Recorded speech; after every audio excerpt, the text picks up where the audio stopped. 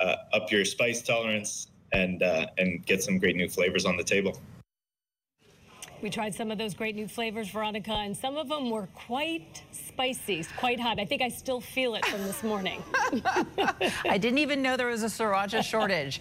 Breaking news. Oh, my goodness. What am I going to do? What to do? Well, that's going to do it for us here on Morning Rush. I'm Holly Furfer. All right, Veronica, all things Scripps News Live is now yours. All right, Holly. Great to see you. Thank you so much. Well, the Senate Judiciary Committee has a lot on its plate today. They're holding a public hearing on Supreme Court ethics and reform. Chief Justice John Roberts has declined to testify. Who is testifying and what they have to say about the ethics practices of the nation's highest court. Also, on the picket lines, a dispute over pay has Hollywood writers on strike right now and late night comedy on hold. We're going to show you what's at stake. And prolonged loneliness can be just as bad for your health as lighting up. The surprising new findings from the Surgeon General on how the Biden administration is now planning to fight it. Plus, a Tennessee man on his way to make a matrimonial commitment for life experiences a scary brush with death. Don't ever ask me to turn away from you. Never ask me to turn away from you. Or to leave you. Or to leave you. We're going to bring you this very sweet story behind this emergency room wedding. Scripps News Live begins right now.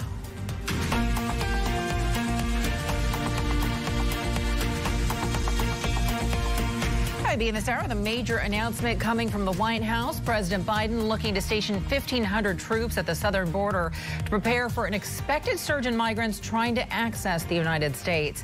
Welcome to Scripps News Live. Thank you so much for being with us on this Tuesday. I'm Veronica De La Cruz. Now, this anticipated wave of migrants is tied directly to the end of a declared public health emergency on the COVID pandemic.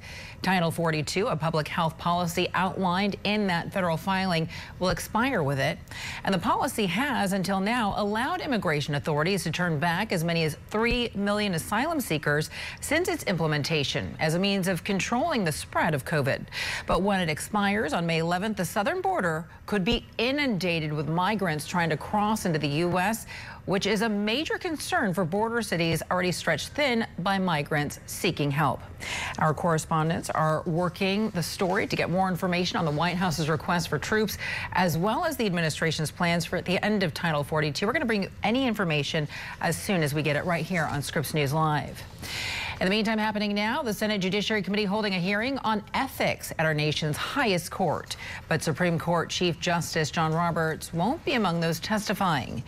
Chief Justice Roberts declined the committee's request for his testimony and did not, at that request, provide an associate justice to testify on his behalf. Now, in that very same letter, Committee Chair Dick Durbin expressed concerns about a series of recent headlines concerning the highest court. In particular, a series of reports from the nonprofit investigative journalism organization ProPublica concerning Supreme Court Justice Clarence Thomas's close relationship with wealthy GOP donor Harlan Crow. In one report, ProPublica revealed that Thomas and his wife Ginny had taken luxury vacations paid for by Crow that were never legally disclosed. In another, it reported that Crow bought Justice Thomas's childhood home in another undisclosed transaction. Let's get you right out to Scripps News national political correspondent Kevin Cirilli, who's live for us right now on Capitol Hill. All right, Kevin, bring us up to date on what we can expect in the hearing and what the latest is with the Supreme Court right now.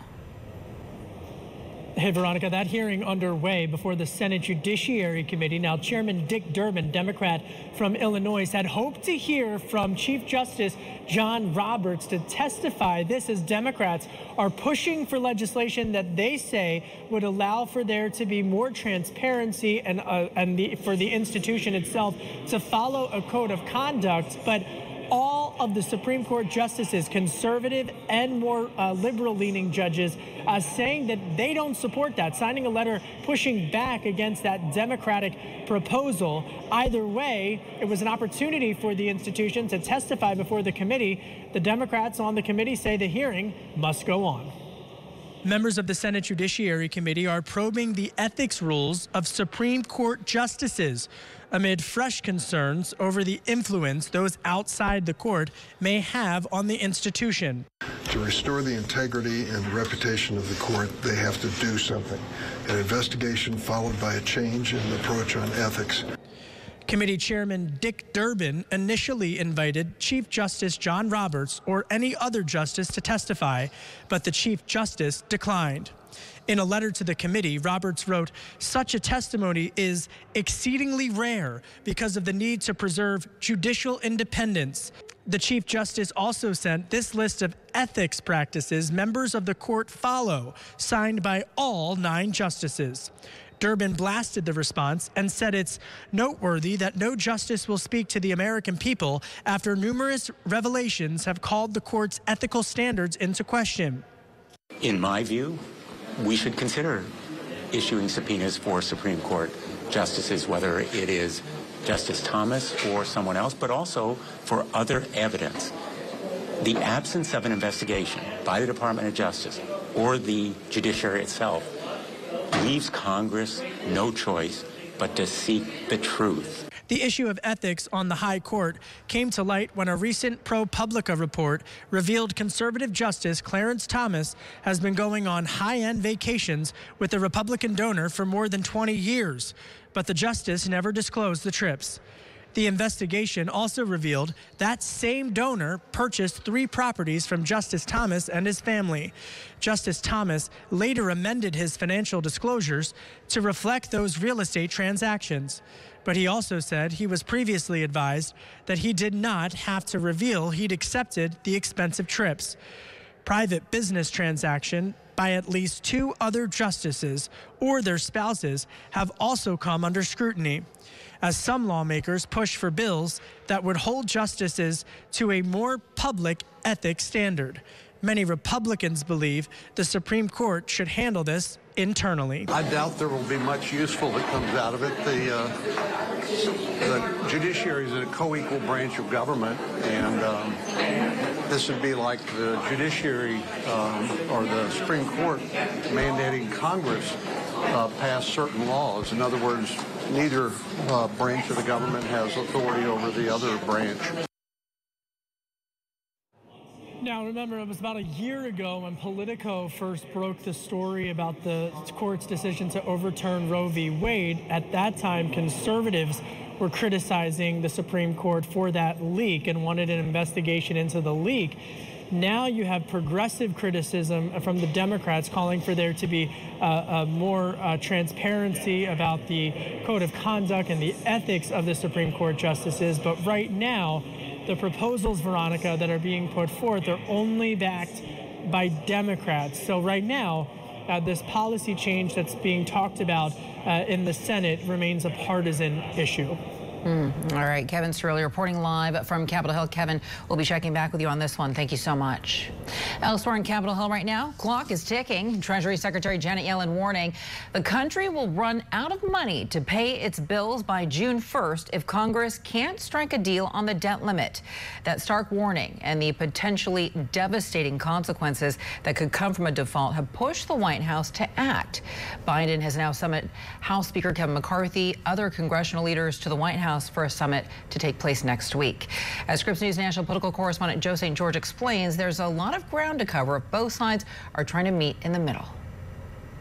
It is poised to be the political and economic story of the month of May. Secretary of the Treasury Janet Yellen rattling a lot of economists as well as lawmakers Monday afternoon when she released a letter saying that she believes that the U.S. could default on our financial obligations for the first time in American history as early as June 1st. Some lawmakers on Capitol Hill thought they had more time, but lower than anticipated tax receipts, specifically regarding capital gains taxes through the IRS in the month of April, has appeared to move up that deadline. Negotiations are set to really begin in earnest between Democrats and Republicans next week. President Biden has summoned congressional leaders to the White House for a bipartisan discussion. There remains a major philosophical divide between Republicans and Democrats on this issue. Republicans believe that in order to raise the debt limit again, Democrats should commit to some spending cuts. They say that would make sense. That is what any American family would do if, for instance, they were having credit card issues. Democrats believe this is not a political issue. It shouldn't be a political football, and that the debt limit should be raised in a clean manner, and then there could be discussions about the budget and potential cuts. The House passed their debt limit version, their debt limit increase bill last week, but that legislation is dead on arrival in the United States Senate. With this debate, it is always important to remember how this will impact you. To some degree, We don't know yet. The U.S. has never defaulted before. The U.S. has had a debt limit since 1917. Since the 1960s, it's been raised around 80 times. No default has ever occurred, but many economic experts say it could cause a mini recession. It could prompt some layoffs in companies. It should certainly rattle the markets, impacting 401ks and pensions. The credit of the United States could be downgraded, and there will be questions about whether or not the Treasury Department will be able to issue paychecks like Social Security checks to Americans. This is not the only economic story emerging in Washington this week. The Federal Reserve beginning their two-day meeting today, in which another interest rate hike of around 1/4 percentage point is expected. It could be the final hike by the Federal Reserve for a while now. There is a lot of controversy regarding these interest rate hikes and how they have contributed, some economists believe, to recent bank failures in the United States, most notably the recent collapse of First Republic Bank. Joe St. George, Scripps News, Washington. Well, over and over during his presidency, Donald Trump labeled CNN fake news. He even sued the network. So there is some surprise that he's agreed to take part in a televised town hall on CNN in New Hampshire next week. Trump will be answering questions from New Hampshire Republicans and undecided voters who plan to vote in the 2024 presidential primary. CNN's Caitlin Collins will be moderating on Wednesday, May 10th. That's at 9 p.m. It's going to be the first time that Trump will appear on the network since 2016. In the meantime, the defamation and battery trial against the former president continues today, with witnesses testifying on E. Jean Carroll's behalf. The writer is claiming Trump raped her in a department store dressing room in New York back in the mid-1990s. Yesterday wrapped up 3 days of Carroll taking the stand defending those claims. During cross-examination, Carroll said that she was a member of the silent generation, acknowledging her decades-long silence about the alleged attack. Now, Trump has denied any wrongdoing. A judge declined his request for a mistrial in the meantime. Scripps News correspondent Axel Tercios covering the case for us. He reports on yesterday's testimony. Donald Trump's attorney, Joe Tacopina, requested a mistrial, claiming Judge Lois Kaplan has made what he called, quote, pervasive, unfair, and prejudicial rulings during the proceedings. The judge denied the request, and Agent Carroll returned to the stand. Thank you. She defended her decision not to call the police to report her allegation that Trump raped her in the dressing room of a department store in the 1990s. Carroll said she was a member of the silent generation when women were taught to keep their chins up and not to complain. She said she was ashamed about what happened and thought it was her fault. She has testified the Me Too movement prompted her to go public with her story. Trump, who is in Scotland on a business trip at one of his golf courses, denies the allegation and has accused Carroll of making it up to sell copies of her memoir. She is suing him for defamation and battery. The jury heard a CNN clip of Carroll saying most people think rape is sexy. She clarified she meant people were influenced by depictions of rape in movies and television. She said rape is the most horrible, violent act that can be done to a woman or man. Tacopina asked Carroll why she didn't sue former CBS executive Les Moonves, who denied her allegation that he sexually assaulted her in an elevator. Carroll said he didn't call her names and grind her face through the mud like Trump did. Axel Tercios reporting there. We have much more to come in this hour of Scripps News Live for you. The search for 2 missing teenagers leads to a gruesome discovery, how they are linked to 7 bodies found inside an Oklahoma home. Also, blinding dust being blamed for causing a deadly multi-vehicle crash on a busy Illinois interstate. Plus, 3 years after George Floyd's murder, a former Minneapolis police officer sentenced for aiding and abetting in his death. We'll have the details when Scripps News Live returns. Here's TV shark Robert Herjavec for CarShield. I love cars, and I also love great deals. That's why I'm such a fan of CarShield. They have an amazing deal that helps protect you from the sky-high cost of big auto repairs. The check engine light on your vehicle can come on at any time. If your car is out of warranty, an engine replacement can cost over $5,000. A new transmission, over $4,000. Even a new air conditioner can run over $1,500. If you suddenly have to pay those costs, it could really hurt your bottom line. CarShield administrators have paid for my claims over $5,000. Now, who does that? CarShield, you're the best. A plan that works. When your car or truck breaks down, you simply take it to the certified repair shop or dealer of your choice. CarShield administrators take care of the rest. And CarShield gives you VIP treatment. Plans through CarShield include 24-hour roadside assistance, courtesy towing, and rental car options when your vehicle is being repaired. I did my due diligence. CarShield is a deal that is just too good to pass up. In fact, CarShield is America's #1 auto protection company. CarShield administrators have paid out over $1 billion in claims and have protected millions of vehicles. Call now for a free quote. It's only a matter of time until your vehicle is going to need a repair. Save big with CarShield. Call now for an instant free quote. CarShield offers month-to-month plans for every budget. There are no long-term contracts. CarShield has coverage for vehicles with 5,000 to 150,000 miles. CarShield experts are standing by now. The sooner you call, the sooner you can drive with peace of mind. Coverage through CarShield is a deal that is just too good to pass up.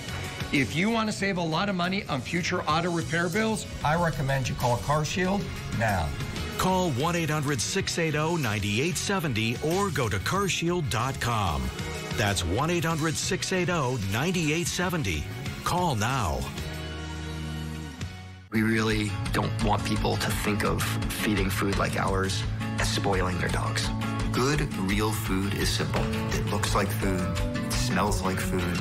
It's what dogs are supposed to be eating. No living being should ever eat processed food for every single meal of their life. It's amazing to me how many people write in about their dogs changing for the better. The farmer's dog is just our way to help people take care of them.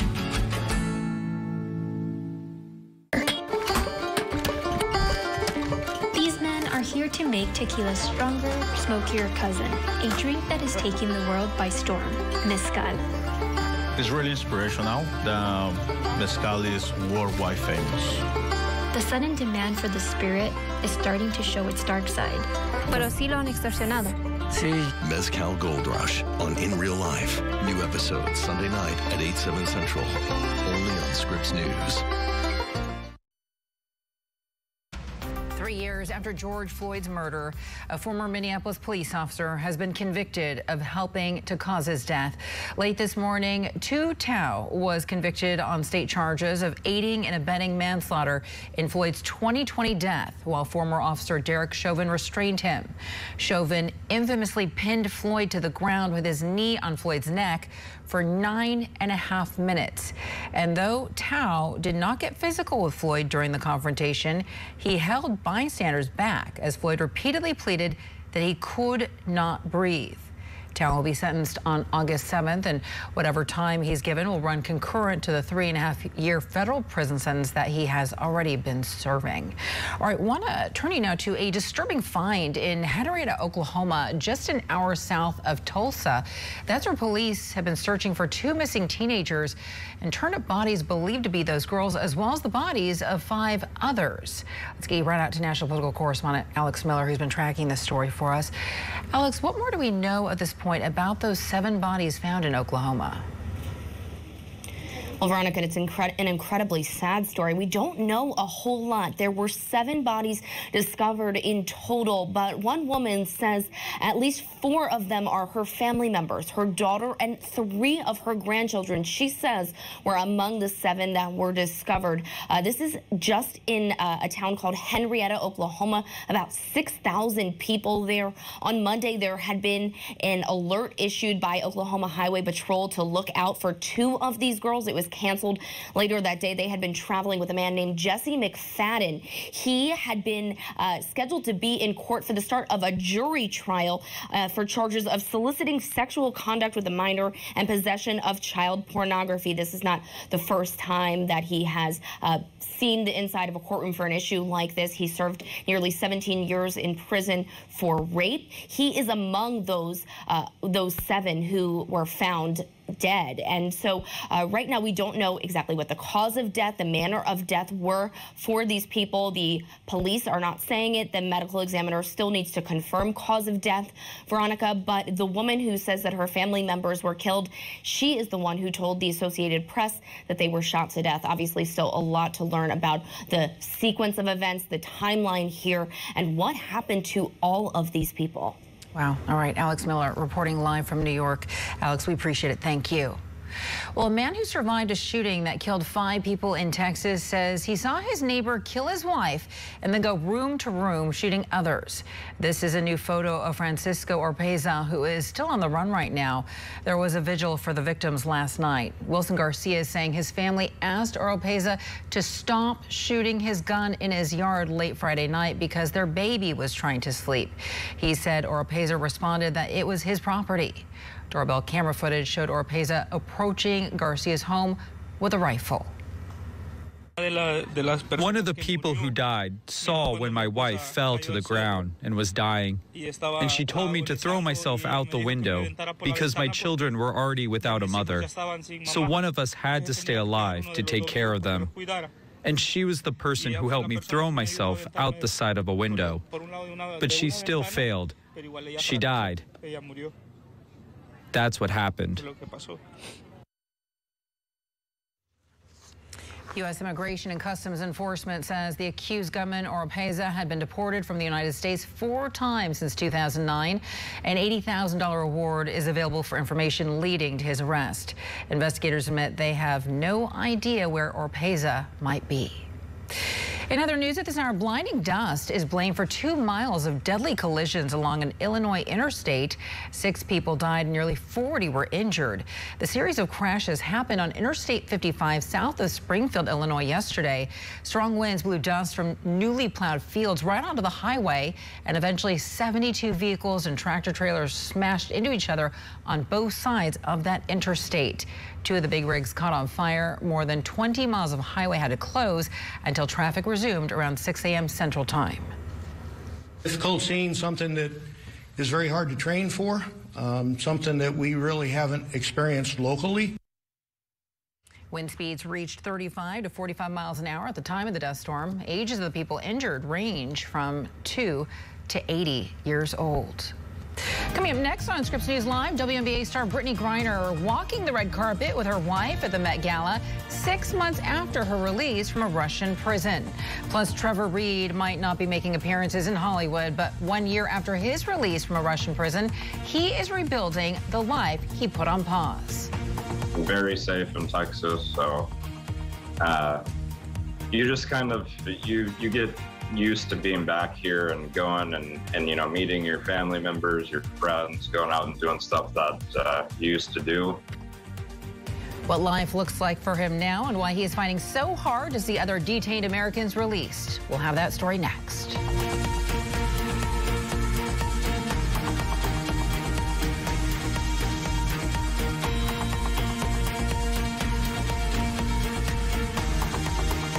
Hi, I'm Kirk Kaiser, and did you know the average funeral costs around $10,000? And if you don't have enough insurance to cover funeral costs, credit card debt, and other expenses, your family is going to get stuck with the bill.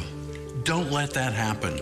Call right now. And if you're over 50, you can get up to $30,000 in affordable life insurance, and your acceptance is guaranteed. That's right. If you're over 50, you can't be turned down for this insurance, regardless of your health. Plus, there's no medical exam and no health questions. Your rate will never go up. Your coverage will never go down. And rates start as low as $5 a week. Your coverage begins as soon as your application is received. Don't wait until it's too late. Just call 800-379-8435. Coverage is guaranteed regardless of your health and cannot be canceled without your approval. Don't leave your family with a huge bill for your funeral.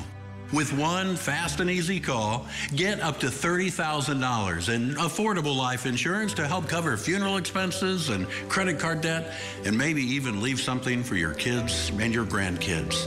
Remember, if you're over 50, you can't be turned down, regardless of your health. There's no medical exam and no health questions. Best of all, your rates start as low as $5 a week, and your rate will never increase. Nothing is more important than family. So don't leave them with a lot of bills to pay when you're gone. Don't leave your family with a lot of bills to pay for your funeral. Call right now. Acceptance is guaranteed. Call right now. Call now. 800-379-8435. That's 800-379-8435.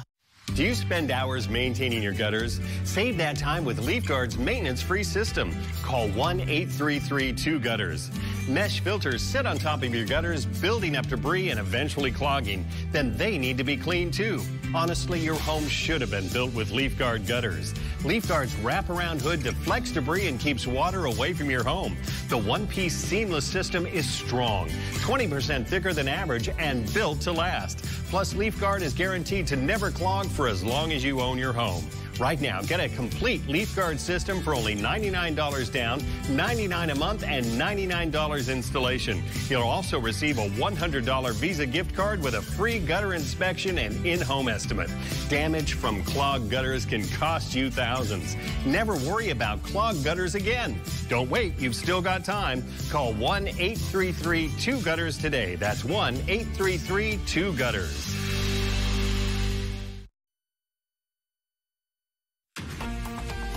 Welcome back to Scripps News Live. I'm Veronica De La Cruz. Great to see you on this Tuesday. It's now 1:30. Let's get up to speed right now on the biggest stories that we are tracking for you. The Senate Judiciary Committee holding a hearing about ethics rules and whether some justices have violated them. And as often is the case, Democrats and Republicans are at odds. Democrats are saying a specific code of conduct is necessary. Republicans are dismissing the controversy as a Democratic effort to smear the conservative court. And now to another Democratic-Republican stalemate. President Biden inviting House Speaker Kevin McCarthy and the Senate majority and minority leaders to the White House next week with the goal of coming up with some kind of debt limit settlement to prevent the U.S. from defaulting. Treasury Secretary Janet Yellen warning yesterday that it could come as early as June 1st. McCarthy wants the debt limit tied to spending cuts. In other news, President Biden wants 1,500 troops sent to the United States-Mexico border next week. They would be dealing with an expected influx of migrants when Title 42 expires. Troops would handle administrative tasks for U.S. and Customs and Border Protection officers, and they could be working in the field. COVID-19 restrictions that allowed U.S. officials to turn away migrants expire on Thursday, May 11th. More than 11,000 riders putting down their pens and instead heading to the picket line. For the first time in 15 years, the Writers Guild of America is going on strike. After negotiations failed with studios before the deadline late last night, the WGA is asking for higher wages and overall improvements in the industry. While many shows and movies will be impacted by the strike, late-night talk shows will be the first to take a hit. Jimmy Kimmel Live, The Late Show with Stephen Colbert, The Tonight Show with Jimmy Fallon, and Late Night with Seth Meyers will all come to a screeching halt. And then reruns will be aired until the strike is settled. National correspondent Clayton Sandell reporting live for us now from Los Angeles. Clayton, so many of us love to sit on the couch, binge watch shows. What is this going to mean for all our favorites?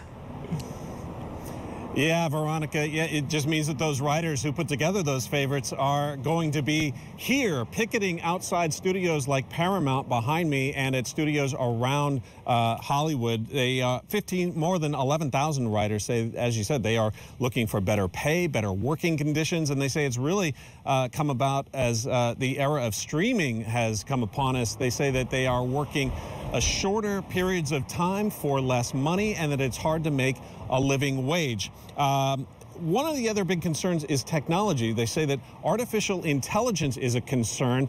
They say it's not quite good enough yet to replace writers with scripts that are computer generated, but they want AI as part of the conversation in these negotiations. So that's another one of the reasons why these talks broke down. Now, in a statement overnight, we want to show you the Writers Guild of America said that the studio's responses to our proposals have been wholly insufficient, given what they say is an existential crisis that writers are facing. They say the company's behavior has basically created a gig economy inside a union workforce, and their immovable stance in this negotiation has betrayed a commitment to further devaluing the profession of writing. Now, the Alliance of Motion Picture and TV Producers, that's the big studios like the one behind me, as well as the streamers like Netflix and Amazon. They say this is a bad time for a strike. They say the streaming services are losing money, and they say that they have already laid off thousands of workers recently. They released their own statement overnight saying that they presented a comprehensive package proposal which included generous increases in compensation for writers as well as improvements in streaming residuals. They say that they remain united in their desire to reach a deal, and they say they want to avoid the hardship to thousands of employees who depend upon the industry for their livelihoods. Now, most productions will shut down, and that means there's going to be a ripple effect, not just writers, but it'll be actors, crew members, costumers, set builders, makeup people. All of those folks will be out of work until this strike resolves itself. Some shows that already have finished scripts could continue filming, but then there's another issue because there are fellow unions in this town, including the Teamsters, who say they will not cross picket lines. Now, as you mentioned, late night shows will be some of the first to shut down or go into reruns because those shows get written every single day. They're very topical. Monologues and jokes have to get written. And last night, Stephen Colbert on his show showed his support to writers. He said that their demands are not unreasonable. And he pointed out that the writers make his show what it is. Take a listen. These are our writers, and I'll stick myself in there because I'm WGA too, and they're so important to our show. They write the monologue, the meanwhile, the cold open, and without these people, this show would be called The Late Show with a guy rambling about the Lord of the Rings and boats for an hour. So the last strike in 2007 lasted about 100 days. Depending on how long this strike lasts, you might see some delays in some of your favorite shows in the fall season because this is the time that writers are supposed to be basically reporting to work and getting those episodes written for some of those shows. So expect to see a lot of reality programming to kind of fill the gap in the meantime. The writers are a united front. 98% of them voted for this strike. The studios say they are willing to keep talking. And one TV writer on Twitter this morning, he said that if the studios could do this without writers, they would, but they can't. So we'll see how long this logjam lasts. Yeah, I've heard that the studios have been hoarding scripts just in case something like this were to occur. And here we are, unfortunately. Here we are. All right, Clayton Sandell reporting live from Los Angeles. We appreciate it, Clayton. Thank you. Well, a new governing board backed by Florida Governor Ron DeSantis is suing Disney. DeSantis created the panel to oversee a special tax district that allowed Disney to govern itself for 55 years. But before the switch could happen, the previous board signed over those powers to the company. The lawsuit claims that former board members failed to give proper notice about the agreement and seeks to regain control. Now, Disney, in the meantime, is suing in federal court to retain that special district. Hollywood's most fashion-forward stars hitting the red carpet last night at the highly anticipated annual Met Gala. This year's theme, honoring the late iconic designer Karl Lagerfeld, and stars like rapper Cardi B, singer Rihanna, actress Anne Hathaway. Well, you could say they just didn't disappoint with their avant-garde looks. Also in attendance at last night's Met Ball, WNBA star Brittany Griner and wife Sherelle Griner, who spent 10 months behind bars in Russia last year. Brittany told reporters on the red carpet that being able to attend the Met with her wife was, quote, everything to her. One of the few people who understands what Brittany Griner went through in Russia is former Marine Trevor Reed. He spent nearly 3 years behind bars in Moscow after his arrest during an altercation with Russian police in 2019. Reed was freed in April of last year in a prisoner swap, and today, 1 year later, he is talking to Todd Unger with Scripps News Waco about how he's quietly working to rebuild the life he left behind. A little over a year ago, this was Trevor Reed's reality. Russian courtrooms, a Russian prison cell, and not far from death. Obviously, you still remember everything that happened, and I think about that, every day. But then there was that daring prisoner swap on a tarmac, and Reed arrived home in late April of 2022. After you're in captivity. We talked with him shortly thereafter, and now 1 year removed from his return, the Marine vet is slowly rebuilding a life here in Texas. And realize, like, okay, I'm actually back here. I'm in the U.S., very safe in Texas. So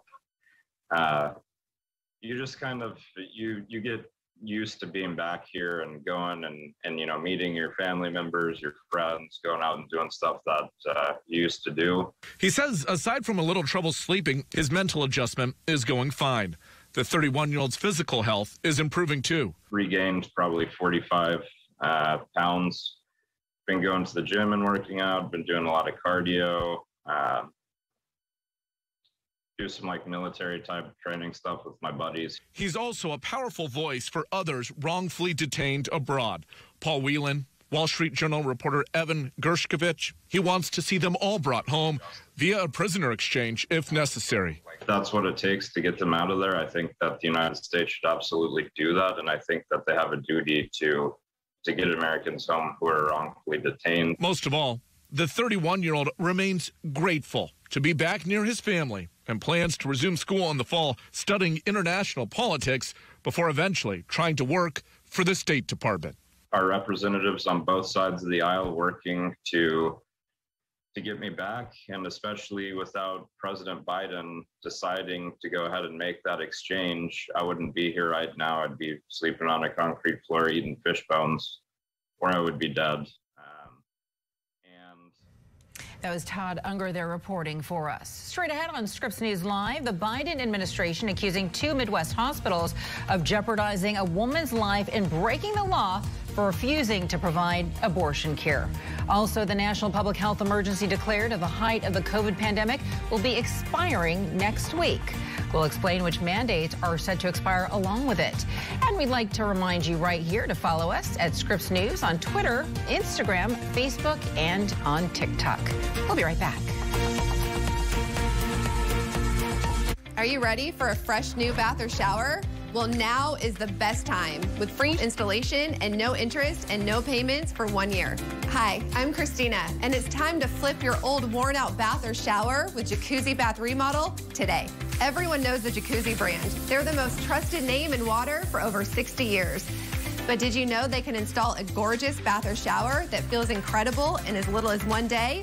It's no stress and no mess with a lifetime warranty. Now let's talk beauty. You deserve to start and end your day in a beautiful space that feels great and is custom designed just for you. So call or go online now to see the Christina preferred designs like Canyon, Farm, and Urban. Now that's the total bathroom beauty that I love at a price you can afford. And how about safety? Like an ultra low profile, easy entry shower complete with grab bars and a custom design seat. You deserve safety and peace of mind without sacrificing style. Because with all the worries in daily life, taking a shower shouldn't be one of them. Every time I stepped over my old tub, I worried I might fall.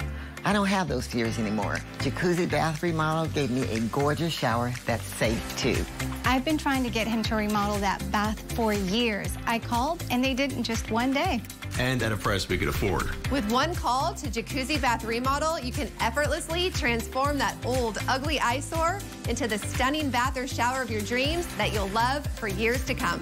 Call or go online now to jacuzzibathremodel.com to get free installation. Plus, ask how you may qualify for no interest and no payments for 1 year. Go to jacuzzibathremodel.com or call 800-218-1279. That's 800-218-1279. Call now.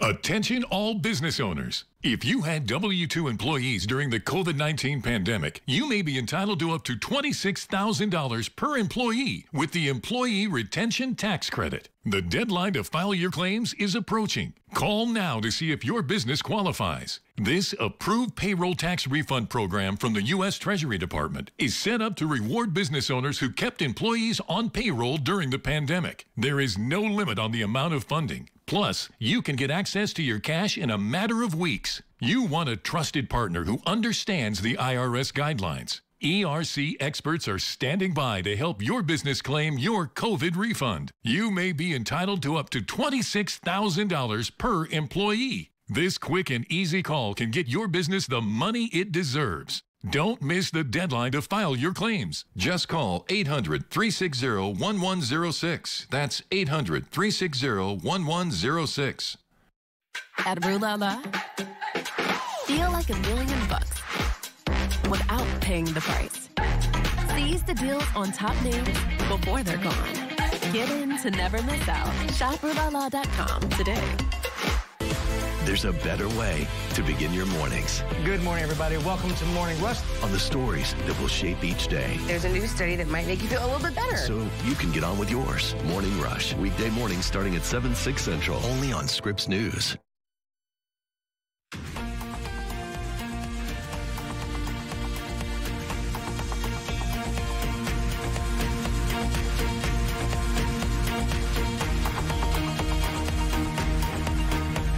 All right, 40 minutes after the hour now. Let's get you now to some health headlines. The National Public Health Emergency declared at the height of the COVID pandemic will be expiring next Thursday. And that means federal workers will no longer have to be vaccinated. At one time, the federal mandate covered more than 100 million people. The vaccine requirement rollback will also apply to international travelers. As the COVID health emergency winds down, the Biden administration is moving to treat the virus as a routine endemic illness. Federal investigators say 2 hospitals broke federal law by refusing to provide an emergency abortion. According to the findings, a Missouri woman went into premature labor at 17 weeks. Doctors and hospitals in Missouri and Kansas told her that the fetus would not survive, and there was a chance that she could lose her uterus. But doctors refused to perform an abortion because a heartbeat was still detectable. The woman ended up traveling to Illinois to get the procedure. And the U.S. Surgeon General is now saying that loneliness is a public health epidemic. According to Dr. Vivek Murthy's new report, nearly 50% of adults say that they have experienced loneliness. The report indicates the health risks associated with loneliness is comparable to smoking a dozen cigarettes per day. Murthy is encouraging people to join community groups, reduce their on-screen time, and advises employers to reevaluate their remote work policies. Other health news at this hour, pediatric ER visits for mental health conditions is on the rise. Health and science correspondent Lindsay Thies takes a look at the findings for us. ER visits in kids, teens, and young adults are up dramatically. Researchers looked at data from the National Hospital Ambulatory Medical Care Survey, and it showed that amongst ER visits, especially of those from 6 to 24-year-olds during that time frame of 2011 to 2020, researchers found that mental health-related visits rose from 4.8 million to 7.5 million. Mental health-related emergency department visits increased the most amongst 10 to 14-year-olds. Now, when we break it up by gender, by sex, males were more likely to go to the ER in those younger children and young adult ranges. Again, that's for males. And mental health visits were more likely amongst females in the adolescent teen years. Now, when we take a look at suicide-related visits, those saw the largest increase across all age groups, across sex, across race and ethnicity, insurance type, even location. I spoke with Dr. Earl Turner. He's a clinical psychologist out of California, and he was not a part of this study. He was not an author in the research, but he says that it is important to not only look at the numbers here, but the story that these numbers of visits being up tell. It really highlights the urgent need for more mental health providers across the country. I get this in terms of referral requests from parents oftentimes is if they have a son that they're looking for a male therapist. And we know that that is also something that is really challenging in the field, and that only about a third of child psychologists identify as male. And so when we want someone to sort of meet that need, it can be a challenge. And if you add an additional layer when we talk about sort of race ethnicity, that number is even smaller. Researchers did not include visits at psychiatric hospitals with crisis or urgent care centers in this, meaning that ER visits for mental health and suicide amongst this group, 6 to 24-year-olds, could be even higher. Back to you. That was health and science correspondent Lindsay Thies for us. All right, let's get you now to Oklahoma, where it is now a felony for health professionals to provide gender-affirming medical care for minors. The state's Republican Governor Kevin Stitt signed a ban into law yesterday, and under the measure, authorities can charge healthcare workers who provide those under the age of 18 with puberty-blocking drugs and hormones. Critics say this is another blow to transgender rights and that gender-affirming care is both medically safe and necessary for the psychological well-being of transgender youth. Oklahoma is joining at least 15 other states with similar bans. Montana State Representative Zoe Zephyr is suing for the right to return to the State House floor in the meantime. The transgender Democrat rocketed to the national spotlight when Republicans banned her last week after they said that she violated decorum. Scripps News national correspondent Maritza Giorgio is in Missoula, Montana, with more on her lawsuit. Good morning to you. The court filing says that the move of banning Representative Zoe Zephyr from the House floor disenfranchises her 11,000 constituents here where I am in Missoula, and that it removes her voice from considering critical legislation, things like the state budget, which has yet to be passed. But one thing's for sure, this filing shows that this fight is far from over. Days after Montana's governor signed legislation banning gender-affirming care for minors, the lawmaker who was at the center of trying to block the bill has filed suit. Representative Zoe Zephyr was silenced by the Montana House over what critics said was her lack of decorum during debate on the measure. The transgender lawmaker from Missoula saying those who voted for the ban would have blood on their hands. A raucous gallery of protesters came out to support Zephyr and her efforts, leading to their removal last week.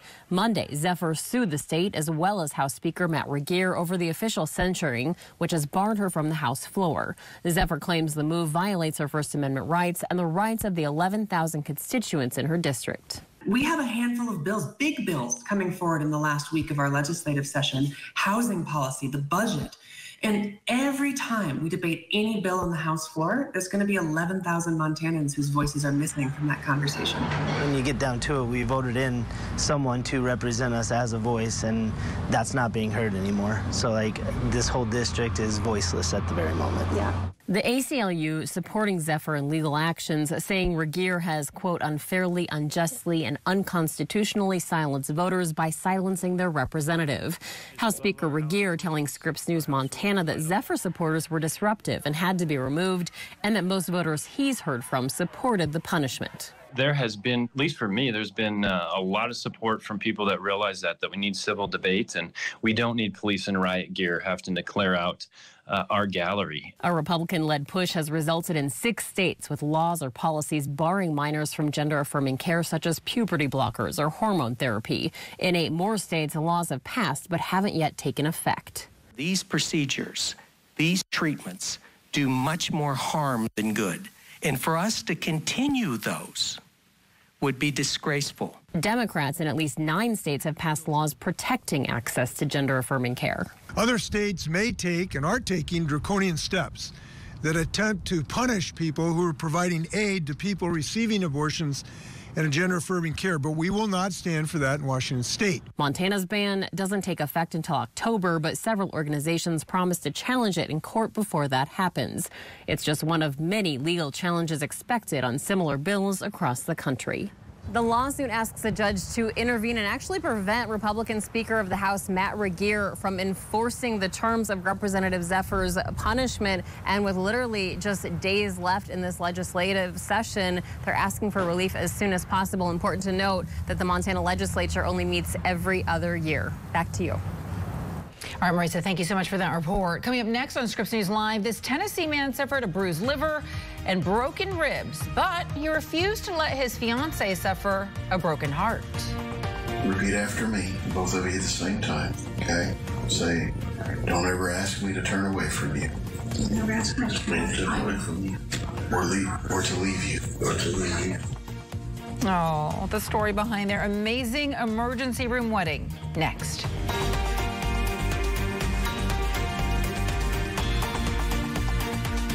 There's a new victim of identity theft every 3 seconds. And checking your credit score or bank statements may not be enough to alert you.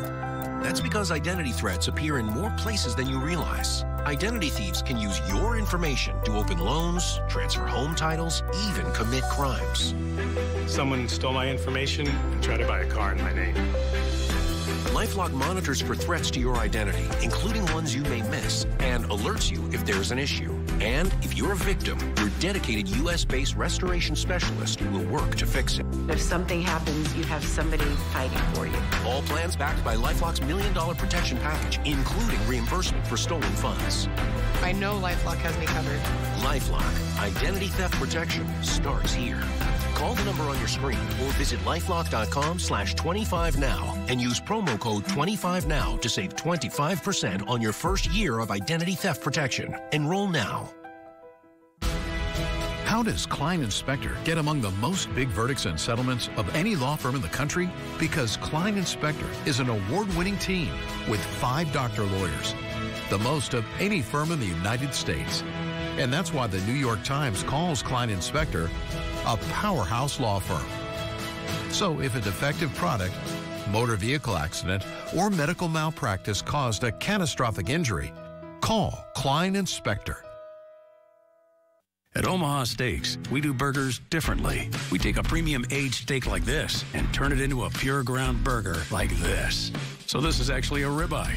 This is a New York strip, top sirloin, beef brisket, and this is a filet mignon. For a limited time, our Burger Perfection flight comes with 20 big, juicy burgers, all for just $79.99, plus free shipping. Get it today at omahasteaks.com/TV. This is Burger Perfection, guaranteed. Municipal bonds don't usually get the media coverage the stock market does. In fact, most people don't find them all that exciting. But if you're looking for the potential for consistent income that's federally tax-free, now is an excellent time to consider municipal bonds from Henyon & Walsh. If you have at least $10,000 to invest, call and talk with one of our bond specialists at 1-800-465-8465. We'll send you our exclusive bond guide, free, with details about how bonds can be an important part of your portfolio. Henyon & Walsh has specialized in fixed income and growth solutions for 30 years and offers high-quality municipal bonds from across the country. They provide the potential for regular income, are federally tax-free, and have historically low risk. Call today to request your free bond guide, 1-800-465-8465. That's 1-800-465-8465.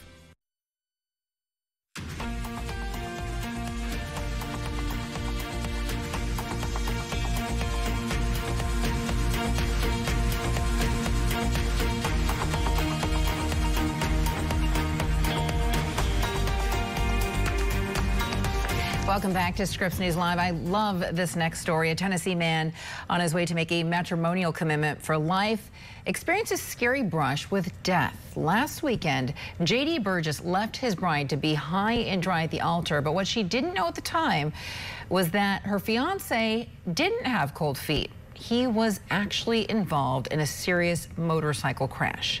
Now, the accident left J.D. bedridden at a local hospital, but instead of putting their dreams of matrimony on hold, these two decided to get started on their promise to love one another in sickness and in health. Nick Berries with Scripps News Nashville brings us the story. A wedding day always makes for special memories, usually for all the right reasons. And that's no different in this case, but let's just say that this marriage ceremony did not go as planned and ended up here at Vanderbilt Hospital. There's no question J.D. Burgess and Rita Barnett are very much in love.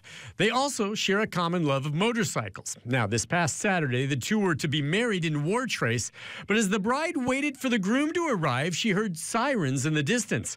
That's when Rita learned J.D. was in a motorcycle wreck on his way to the wedding. She posted a Facebook Live on her way to Vanderbilt Medical Center. I'm telling you, if you've never prayed for anything before, pray for my husband, please. And I'm heading to the hospital. They're taking him by helicopter. Just pray. Thank you. And I love y'all. Yes, the wedding has been canceled. Or so she thought. J.D. suffered a bruised liver, broken ribs, a fractured elbow, and head trauma.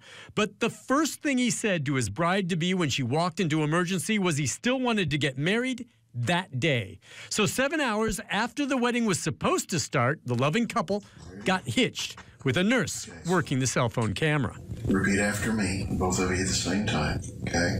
Say, don't ever ask me to turn away from you. Never ask me to turn away from you. Or to leave you.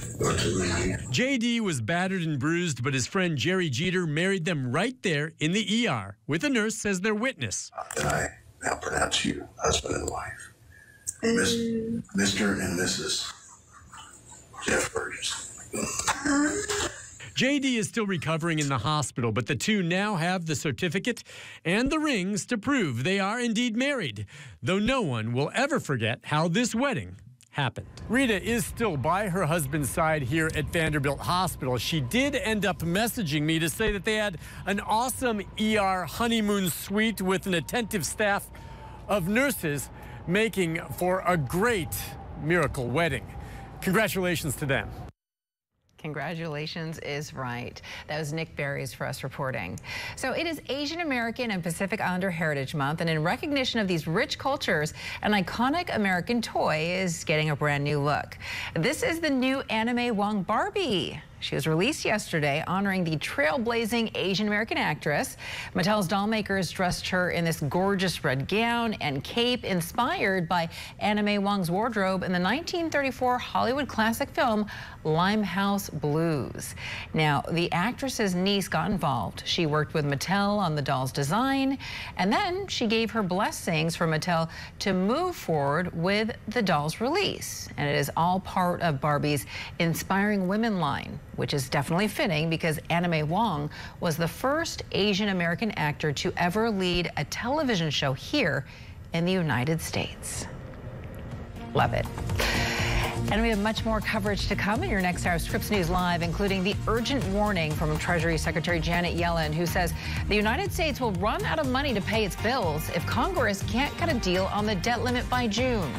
I'm Veronica De La Cruz. Scripps News Live returns after this.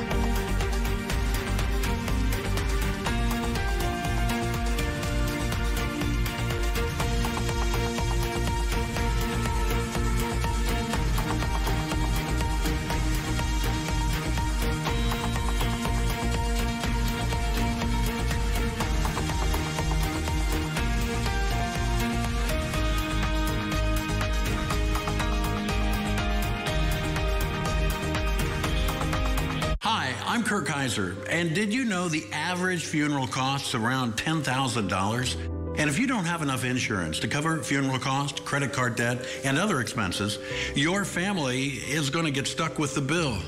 Don't let that happen. Call right now. And if you're over 50, you can get up to $30,000 in affordable life insurance, and your acceptance is guaranteed. That's right. If you're over 50, you can't be turned down for this insurance, regardless of your health. Plus, there's no medical exam and no health questions. Your rate will never go up. Your coverage will never go down. And rates start as low as $5 a week. Your coverage begins as soon as your application is received. Don't wait until it's too late. Just call 800-394-2715. Coverage is guaranteed regardless of your health and cannot be canceled without your approval. Don't leave your family with a huge bill for your funeral. With one fast and easy call, get up to $30,000 in affordable life insurance to help cover funeral expenses and credit card debt, and maybe even leave something for your kids and your grandkids. Remember, if you're over 50, you can't be turned down, regardless of your health. There's no medical exam and no health questions. Best of all, your rates start as low as $5 a week, and your rate will never increase. Nothing is more important than family. So don't leave them with a lot of bills to pay when you're gone. Don't leave your family with a lot of bills to pay for your funeral. Call right now. Acceptance is guaranteed. Call right now. Call now. Call 800-394-2715. That's 800-394-2715. Attention firefighters, first responders, military base personnel, and airport workers. Listen closely to this important legal announcement. Have you been exposed to chemical-based firefighting foam? If so, you may be entitled to a substantial cash award without going to court. For decades, aqueous film-forming foam, or AFFF, has been used to extinguish liquid fuel fires. A scientific study has now shown that the chemicals used to make AFFF are highly toxic to humans and can cause a significant risk of developing several types of cancer. cancer, including kidney, pancreatic, thyroid, prostate, bladder, testicular, liver, or non-Hodgkin's lymphoma. If you or a loved one are a firefighter, first responder, airport worker, or member of the military that has used firefighting foam and has been diagnosed with cancer, please call the Negligence Network to file your claim today. There's no fee unless we win your case. Call the Negligence Network to see if you're eligible for substantial compensation. Call 1-800-300-4858. That's 1-800-300-4858. When Lila was ready to sell her ring, she sent it to Worthy, where they took care of everything and auctioned it on her terms. Then, Worthy sent Lila her money. You're worthy of more. Get started at worthy.com.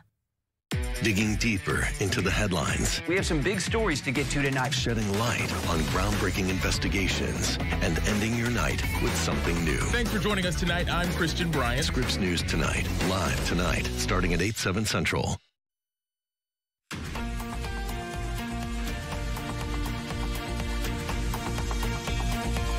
Live look right now at the Capitol, where the showdown over the debt ceiling continues. The deadline to reach an agreement quickly approaching.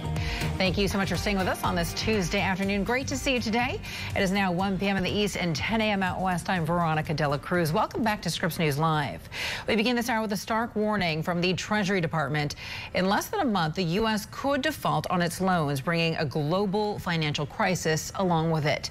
Now, in a letter sent to lawmakers, Treasury Secretary Janet Yellen said that unless Congress acts quickly, the U.S. could be facing the first default in history as early as June 1st.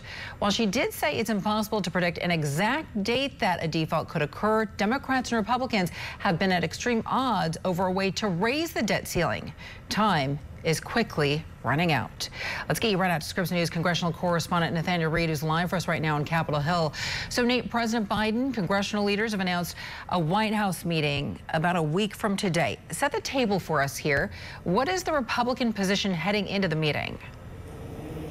Well, the position from Speaker Kevin McCarthy, who's right now wrapping up his trip to Israel, is that Republicans have already addressed the debt limit. They passed the Limit, Save, Grow Act, which raises the debt ceiling by $1.5 trillion, avoiding default, but it also makes some pretty significant cuts, returning spending back to 2022 levels and limiting future growth in spending to just 1% per year for the next 10 years. Democrats have made clear that that's a non-starter, but Republicans are starting to say it's time for President Biden to get to the negotiating table and reach an agreement with Republicans. Take a listen. But you're going to have two people come together and meet somewhere in the middle. And that hasn't happened yet. There's been a stonewalling on the part of the White House saying we're just not going to talk about this. And guys, you have to talk about this. So much depends on getting a deal done. I think his political people basically said, let's have a showdown over the debt limit. Maybe he's even hoping for a debt default. He thinks that helps him politically to run against Republicans. And the fact that he is willing to sit down and have an adult conversation about how to allocate scarce resources is long overdue. I wish he'd started doing this some time ago. And look, Veronica, while President Biden announced this meeting, we still don't know whether he's actually going to offer to make cuts or whether this is more going to be just kind of a meet and greet between him and congressional leaders. Of course, that is expected to take place a week from today at the White House. Once we have more details, we'll bring those to you. Right, and no doubt about it, the two sides are far apart right now. But to close the loop, Democrats are saying that they are opposed to House Republicans' debt limit bill. What is their position going into this meeting exactly? We know what the president is saying. What about other top Democrats? Well, Democrats have pretty much been maintaining that they want to raise the debt limit without any spending cuts. Senate Majority Leader Schumer has even taken to calling the Limit, Save, Grow Act, which is that bill House Republicans passed to raise the debt limit, but also make those spending cuts, the Default on America Act. He even took to the Senate floor this morning, making very clear in his view that bill is dead on arrival. Take a listen. If Republicans want to sell their awful agenda to the American people, they're welcome to do so in debates about the budget and the appropriations process. That's where these debates have always happened, not in the middle of a default crisis that now stares us in the face. As Democrats expose the Default on America bill for what it is, our position remains the same. Both parties should pass a clean, bipartisan bill to avoid default together before we hit the critical June 1st deadline.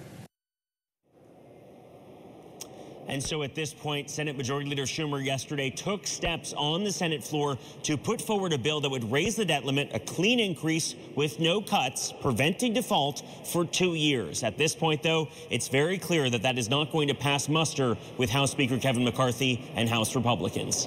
Veronica? All right, Nathaniel Reed reporting live for us from Capitol Hill. Nate, thank you so much. Well, the Federal Reserve is expected to raise interest rates yet again when it starts its two-day meeting. A quarter-point hike is anticipated, and it would be the 10th increase in a row. The Fed has spent the last year working to curb inflation. Coming up in your next hour of Scripps News Live, in your next half hour, that is, we're going to take a closer look at what a hike could mean for your wallet.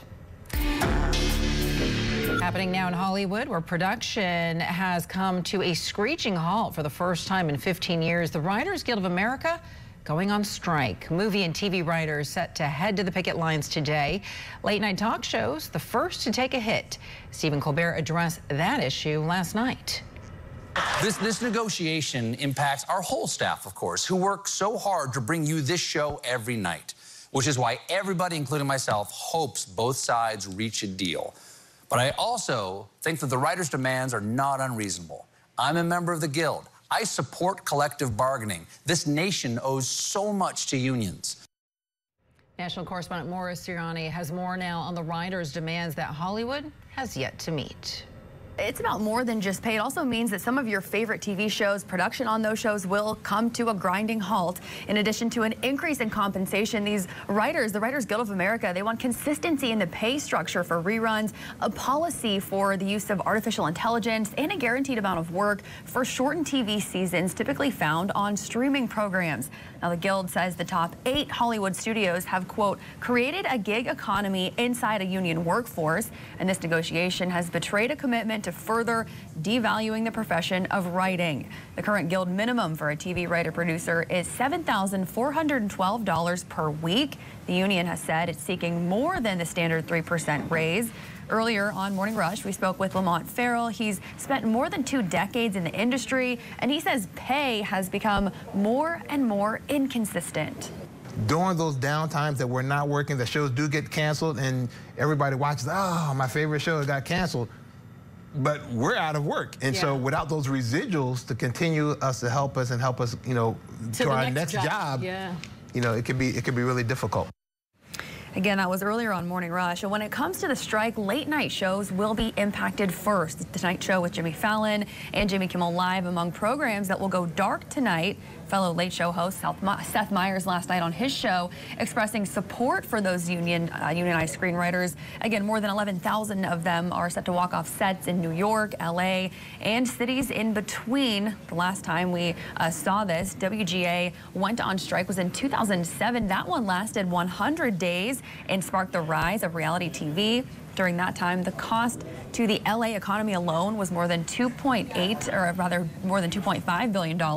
And while Hollywood is essential to, of course, movie and TV production, screenwriters perform services on sets all across the country, highlighting the ripple effects that this strike could have, including in production hotbeds like New York, Chicago, and Atlanta. So, for example, Georgia, which is largely considered the Hollywood of the South, is the 3rd biggest home to scripted TV and films behind California and New York.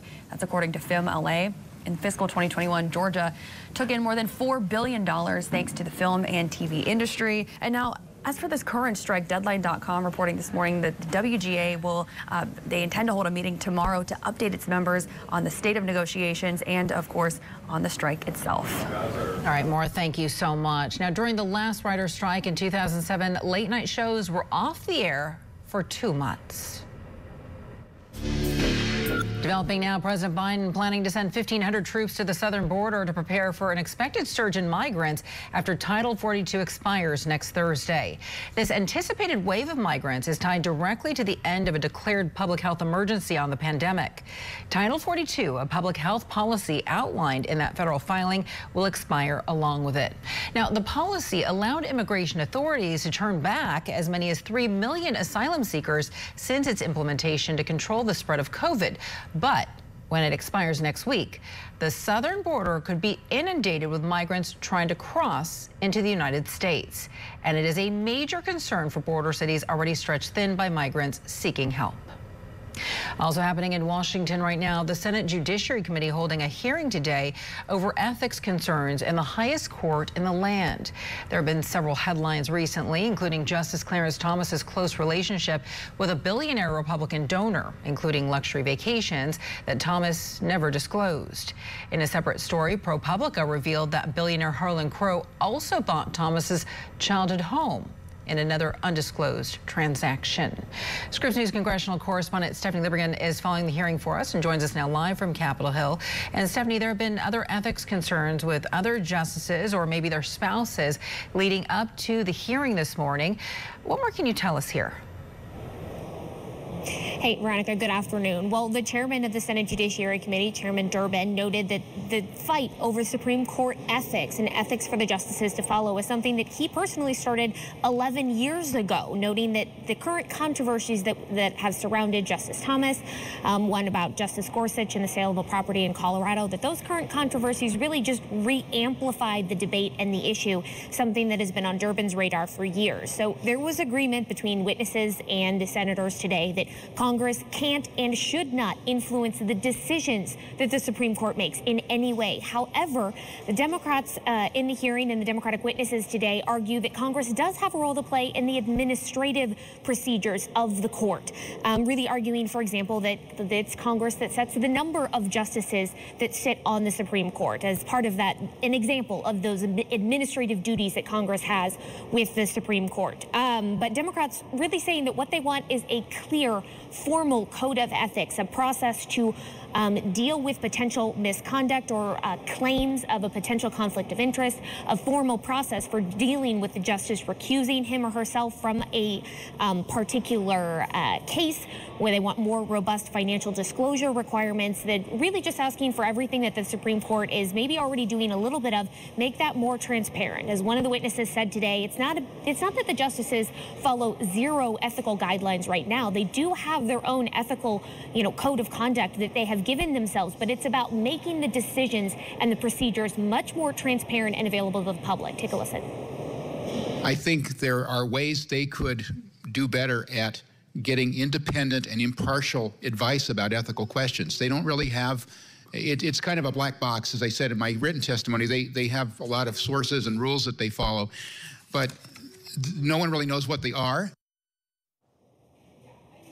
Now, Republicans on the committee have really been arguing that Democrats are going after this because they're upset with some recent decisions that the Supreme Court has handed down, and that they've been targeting Clarence Thomas since before he was confirmed and appointed onto the court, noting that a few senators noting examples of liberal justices taking some high, expensive luxury vacations, but that they did so without providing the controversy that has surrounded Justice Thomas and this billionaire Republican donor. So two very different sides on this issue today. There's a couple ethics-related bills that have currently been proposed in Congress, but again, kind of hard to see where exactly we go from here. There's a very distinct divide in the committee today between how Republicans are addressing and going after this issue versus how Democrats are looking at it.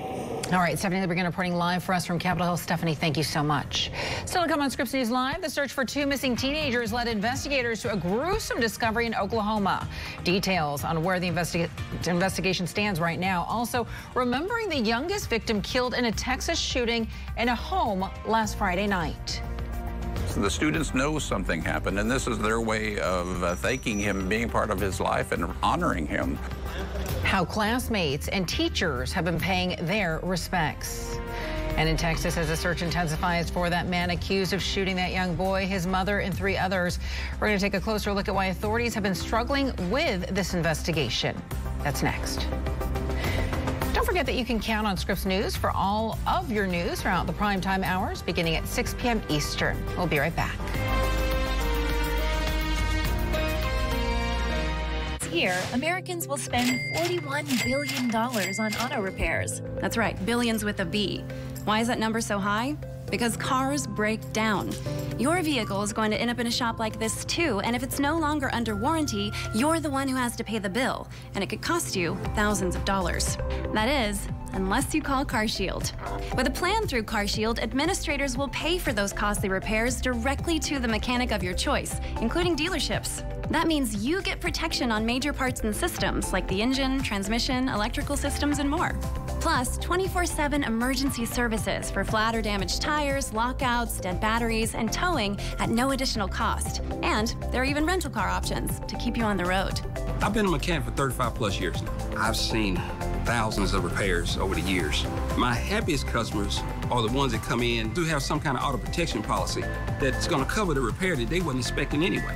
I feel great about recommending CarShield to everybody I see. CarShield has a rich history of dependability, reliability, and success, and has been featured on leading networks like ABC, CNN, Fox News, and more. CarShield is America's most trusted auto protection company. My mom told me to call CarShield, and I saved $5,000. You should always listen to your mom. As soon as my car broke down, CarShield jumped into action, and I had my car back within days. I've been with CarShield for close to 7 years. I have 3 vehicles covered, and I saved close to $9,000. I called CarShield and saved over $5,000. Yes, CarShield is a good value. Every plan through CarShield comes with a price lock guarantee, which means no matter how many repairs you need, the price you pay today will never change for as long as you cover your car. Call now and save money with your price lock guarantee. It's not a matter of if your car will break down, but when. Call CarShield now before it's too late. Call 800-287-5264. 800-287-5264. 800-287-5264.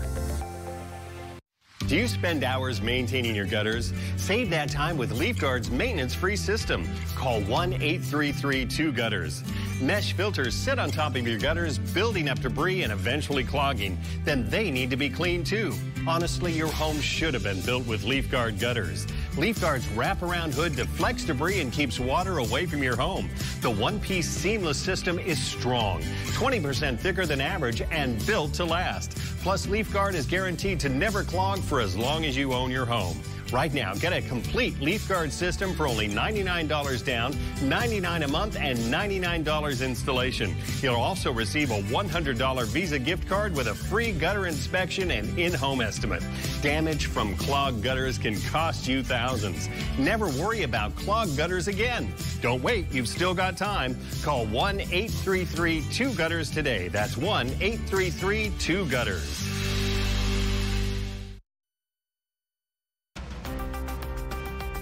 In Oklahoma right now, authorities in Henrietta are trying to identify 7 bodies discovered during a search for 2 missing teenagers. Henrietta is about an hour south of Tulsa. The teens are thought to be among the victims. An Amber Alert said they were seen with a registered sex offender. We are now awaiting confirmation on whether or not one of those bodies is his. A woman says her daughter was married to him, and she has now received confirmation that her daughter and 3 grandchildren are dead. Investigators are saying there is a lot to process in this case. Not this magnitude, no. We've had our share of troubles and woes, but this one's pretty bad. The registered sex offender was due in court yesterday. He was on trial for the solicitation of a minor. He failed to make an appearance. Now, in the meantime, many attended a vigil last night for the victims who had been found. Shay Smith with Scripps News Tulsa spoke with the relatives of some of those victims. Brittany Brewer's father mourning the loss of his daughter. I'm just lost. I still, it hasn't sunk in yet. I still think she's going to walk in right behind me or walk up next to me. It still hasn't sunken in that she's gone. And her siblings now mourning the loss of their sister. They're just taking it really tough and hard. I mean, they're just, words can't describe. Community members, students, and families gathered Monday to remember and pray for all the victims involved in the Henrietta tragedy. The victims' classmates ending the school year without them. I knew Ivy really well. She was a great person. Great personality. Ivy's brother spoke to us after the vigil. A devastating void now in the Webster family. A lot of crying. Really sad. I mean, only daughter in a house full of boys, so obviously my mom's super upset. The tragedy, a shock to the community and a heartbreak to the families that can't be understood. Horrible. Truly tragic, especially because we've known this family for like 2 years now. But Brewer says the families are finding a sense of healing from the community. And Oklahomans come together, and God's got us in Oklahomans, and we'll get through this. It's just another tragedy, and we'll get through it. Getting out of Texas, where a man who survived a shooting that killed 5 people says that he saw his neighbor kill his wife and then go room to room to shoot others. There was a vigil for the victims last night.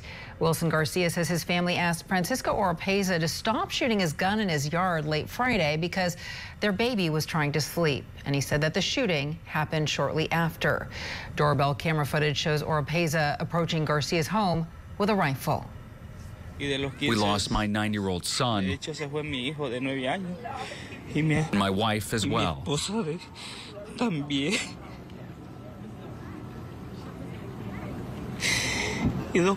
And 2 people who died were protecting my 2.5-year-old daughter and my 1-month-old son. They protected him with a bunch of clothing so the murderer wouldn't kill him too. Now, U.S. Immigration and Customs Enforcement says Oropeza had been deported from the United States 4 times since 2009. There's an $80,000 reward for information leading to his arrest. Investigators admit that they have no idea where Oropeza might be. Now, the youngest victim was 9-year-old Daniel Enrique Lasso. A memorial outside of his elementary school includes candles, teddy bears, and a soccer ball. Soccer was his favorite sport. Principal Pete Armstrong says Daniel's 3rd grade classmates wanted to honor him inside the school as well. I would say a model North Side student. Every picture I saw, his smile was contagious and it was ear to ear. Those around him appeared to be happy as well. The students were very interested in making a monument for him in the classroom. They wanted to put a soccer ball because of his sport. Principal Armstrong says that as a tribute, students signed a soccer ball. They left it on Daniel's desk. Now, as we mentioned earlier, there is an $80,000 reward right now for information leading to Francisco Oropeza's arrest, and 200 law enforcement personnel are on the lookout for him. National correspondent Dan Grossman spoke to a former member of the Department of Homeland Security about conducting a manhunt and why it's often difficult to get information from immigrant communities. Many of us have seen those true crime documentaries where officers and their canines are sprinting in a thrilling chase trying to catch a suspect on the run, but real-life manhunts like the one currently taking place in Texas can be far less dramatic. The law enforcement personnel working to find this suspect are a mix of local, state, and federal resources who say they're working in unison to try and track down any leads. One of the first things these units do is set up a perimeter so they can narrow down their search area as they find out more information from talking with locals. Now, the tricky part in this case, police have said, is there hasn't been any new information, even though the FBI says this man has been in touch with friends since the shooting.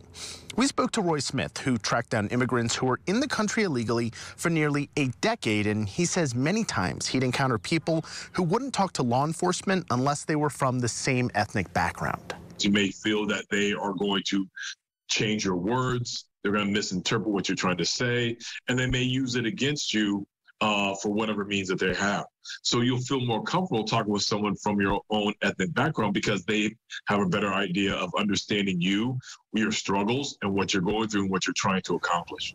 One thing that makes big manhunts like this different is the manpower devoted. Now, the FBI and other agencies do their own groundwork by trying to put themselves in the suspect's shoes. Many times that's reaching out to a friend or a family member to try to communicate with them to make the suspect feel more at ease and less likely to do more harm. The FBI says approaching things this way can make the suspect feel comfortable and less trapped, which oftentimes leads to a more peaceful arrest.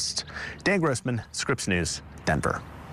Coming up next on Scripps News Live, Westminster Abbey getting ready to host the first coronation in most people's lifetimes. A closer look at what is promising to be a crowning achievement. Also, a customer leaving behind a whopping tip for an expectant mother. Why this act of kindness is now helping a military family stay connected. That's next. You're looking pretty good, Mr. Johnson. But we need to take some x-rays today. That's why. Yes, x-rays are expensive, but The front desk said you recently enrolled in a Medicare Advantage plan with extra benefits that now cover today's x-rays and cleaning costs. Wow, okay. Well, Medicare Parts A and B do not cover your routine dental coverage like cleanings, fillings, or x-rays. Yes, you have a Medicare Part C plan, commonly called Medicare Advantage. Medicare Part C plans cover everything in Part A and Part B, plus extra benefits like dental, vision, and hearing. Wow. That's great that my plan includes dental coverage that helps pay for these costs. Yes, Mr. Johnson. A Medicare Part C plan could include dental coverage that pays for routine dental exams and teeth cleanings, dental x-rays, fillings, tooth extractions, root canals, dentures, implants, and crowns. If you're losing coverage, moving, or new to Medicare, call to speak with a licensed insurance agent. You don't get a plan with these benefits automatically, so it's always good to call to see if there's a plan with extra benefits available in your zip code. If you don't have a Medicare Part C plan, call now because there may be plans available with additional benefits that are simply not covered under Medicare Parts A and B, like routine dental coverage. In fact, 24 million Medicare beneficiaries do not have any dental coverage. Here's the good news. If you're on Medicare, you can call even if you called last year. We will check to see if there is a Part C plan available in your area with additional benefits. Remember, you don't get Medicare Part C benefits automatically, so call now for your free 2023 no-obligation Medicare benefits review. Just call 800-614-5203. 800-614-5203. How does Klein Inspector get among the most big verdicts and settlements of any law firm in the country? Because Klein Inspector is an award-winning team with 5 doctor lawyers, the most of any firm in the United States. And that's why the New York Times calls Klein Inspector a powerhouse law firm. So if a defective product, motor vehicle accident, or medical malpractice caused a catastrophic injury, call Klein Inspector. Local, national, and worldwide headlines, breaking down the day's biggest stories with live reporting from around the globe. I'm Del Walters, and this is your Evening Debrief. Live tonight, starting at 6/5 Central, only on Scripps News. The why is where curiosity is intentional. Because when you ask the why behind the news, the world opens up before your eyes. The Why, Saturday nights at 8/7 Central, only on Scripps News. Well, the long-awaited coronation of King Charles III is going to take place on Saturday. To say that the entire world will be watching is an understatement.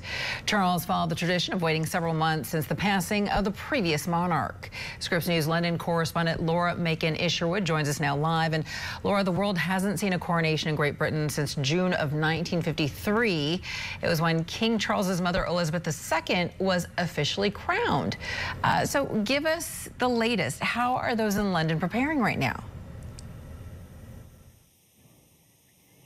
Well, we've already seen roadblocks off. We've got a lot of barriers up around London at the moment, and we've even had rehearsals at Westminster Abbey today. Those performers that will be at that coronation ceremony giving it their all to make sure that this event does go down in history as one of the most significant moments in British history. Now, we've seen today King Charles III and his wife Camilla, who will also become Queen on Saturday alongside him, heading towards Westminster to meet with the Prime Minister Rishi Sunak today. He also met with the leader of the opposition party, Sir Keir Starmer, and other lawmakers and dignitaries at a reception in Westminster. This is clearly signalling that they are also gearing up towards this momentous occasion at the weekend. Now, at that ceremony, the pair of them were offered a little bit of lunch, and it was the tarragon, broad bean and spinach quiche that was on offer. That's the coronation dish that King Charles III has personally selected. It's gone down to mixed reviews, some people wondering if indeed that is a celebratory dish, but clearly it's something that King Charles likes himself, and that's what he wants on the menu. They also viewed a golden coach, one that's been used by King Charles's mother, Queen Elizabeth II, and other monarchs before her as well in coronation ceremonies past. And we know that inside Westminster Abbey, there are intense preparations underway to make sure that everything goes smoothly on Saturday. We know that it's going to be a slightly pared down event compared to the one that his mother experienced. She had 8,000 people watching her as she went through that coronation ceremony. King Charles will have just 2,000.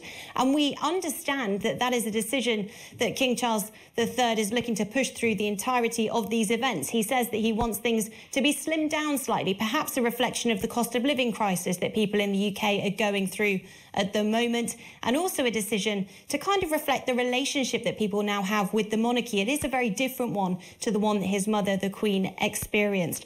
But what will remain the same are things like the robes that he will wear, the Auburn sceptre that he will hold when he sits on that chair in Westminster Abbey, and that crown is placed on his head, officially ascending him to the throne. And all of that ceremony, that history, will be wrapped up in this pomp and pageantry with the military processions, those dignitaries and world leaders from around the world showing up to take part in the coronation of King Charles III. And Laura, I was just looking at the royal family's website, and that recipe for coronation quiche is online right now. For all those who want to follow along at home, it is spinach, fava beans, grated cheddar cheese, and tarragon. So there you go, coronation quiche. Laura Macon-Isherwood live in London. Yeah. Laura, thank you so much. It does sound good though, right? Not too bad. All right, Laura, thank you. Straight ahead on Scripps News Live, the push to boost teacher pay and help students catch up, how Michigan lawmakers are hoping to pour more funding into education in their state. We're back after this.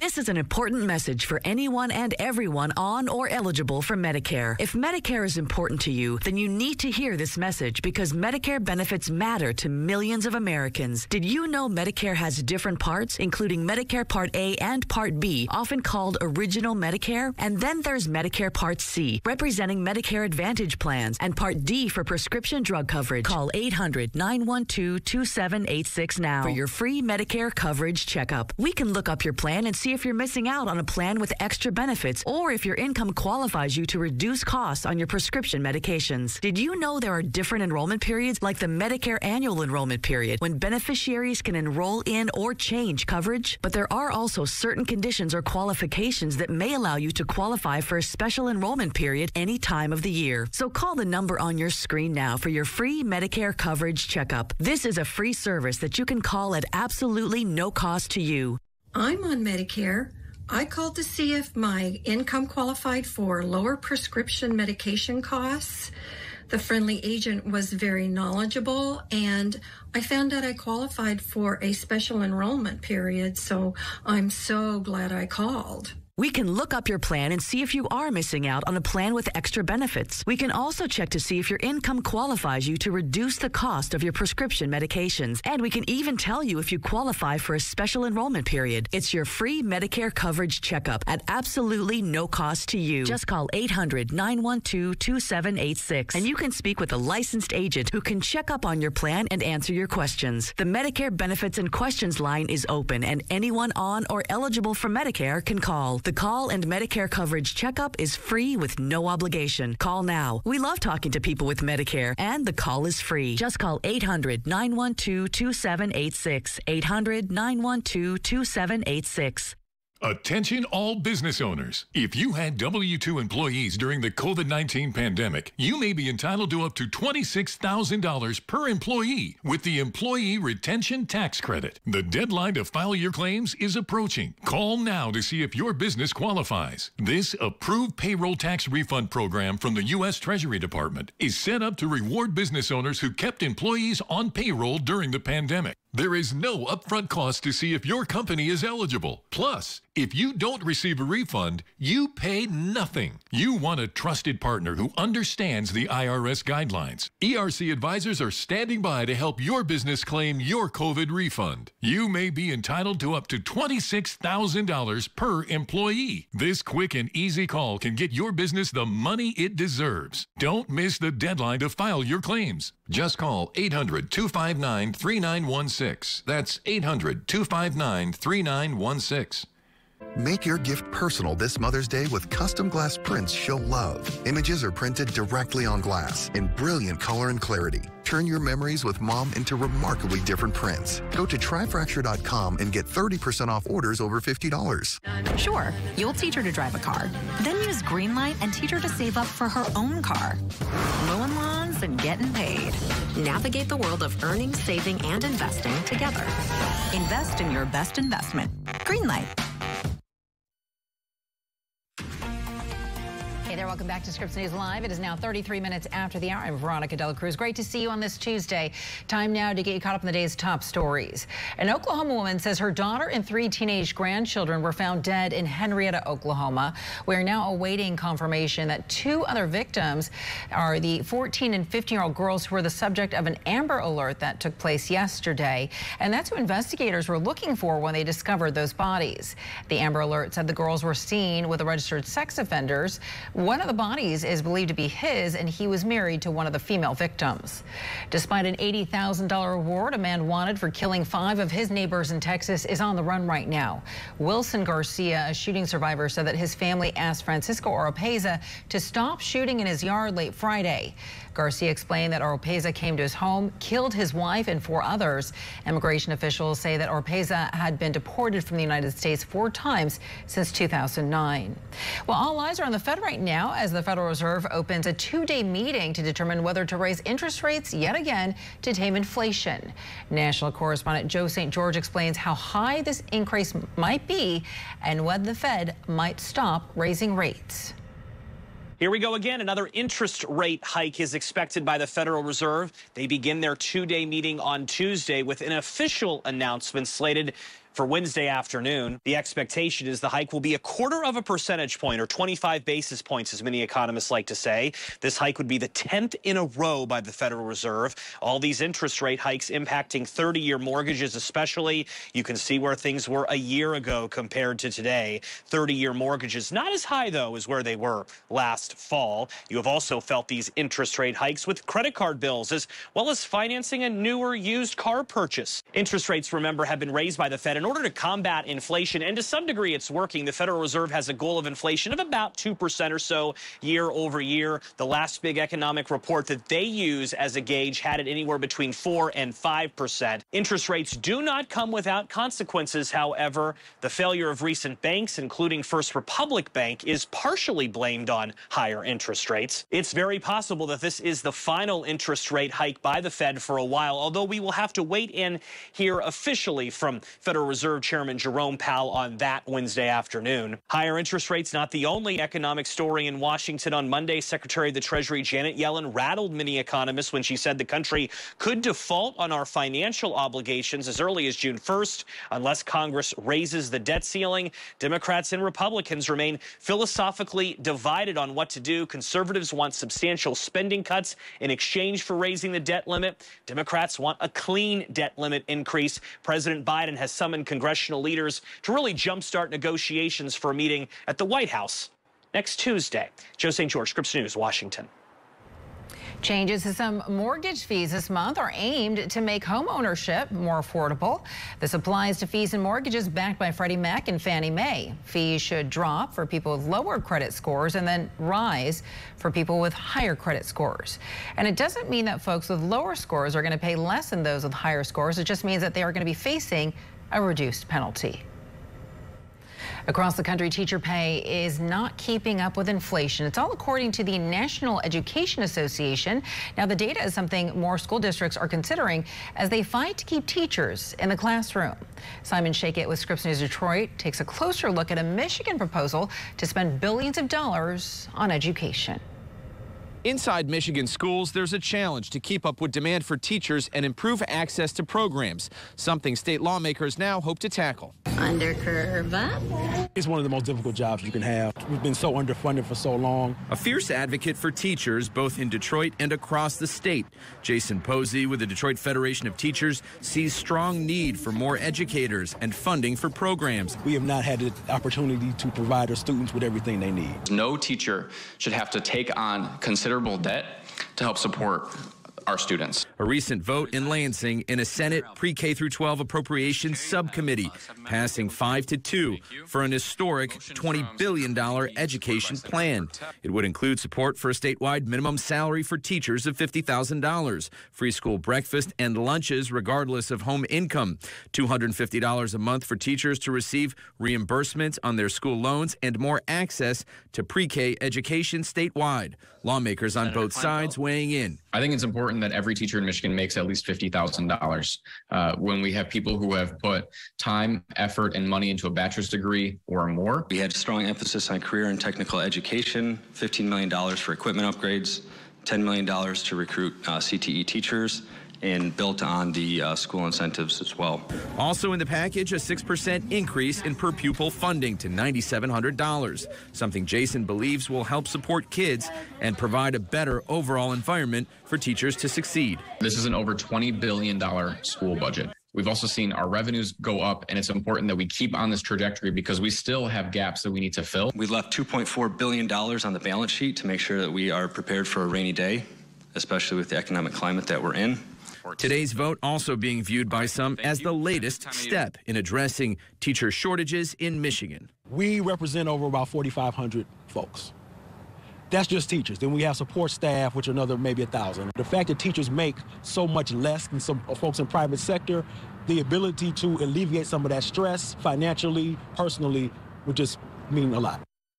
That was Simon Shakett reporting for us from Michigan. Now, the next step for the proposal is a vote in the full Senate Appropriations Committee before it heads to the Senate floor. Coming up next in your next hour of Scripps News Live, we're going to take a closer look at teacher pay across the nation and the push to offer teachers competitive salaries. National correspondent Amber Strong will have a live report at 2 p.m. Eastern.